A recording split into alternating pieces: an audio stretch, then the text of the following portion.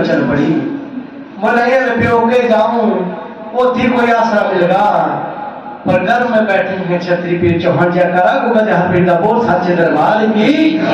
बोला अम्मा मेरी मुझे ननिहाल बड़ा दूर है, मुझे पैदल चल गई तो कई महीने नहीं कई वर्ष लग जाने।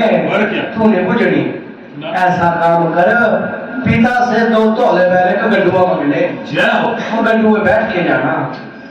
अब रानी बात चले का तोला बैल 2 गड्ढुए 2 तोले बैले का गड्ढुआ मांग के गड्ढुए के ऊपर जैसे ही पैर रखा और क्या एक धमक पातालपुरी के बीच में गई। पातालपुरी के बीच में सोए हैं बासुकीनाग, जय हो।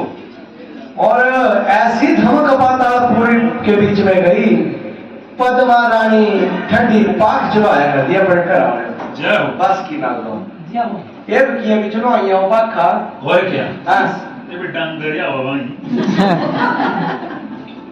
दोबारा तीसरे शिक्षा अभी आते पहले भी पूरी मैं जब ताई सोचो कि जब यार रात का नहीं भाई थोड़ा नंबर आ जाता।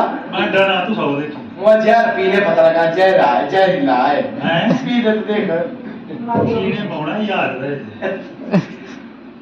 क्या करना भी जो जहर पियाने वाला नहीं मिलता ना पारू कोई नहीं।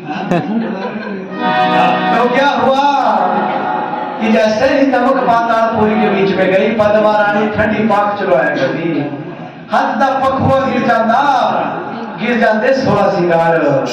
अब रानी बाचल का गड्ढुआ जैसे मात लोग के ऊपर चला तो क्या थमके उन्होंने।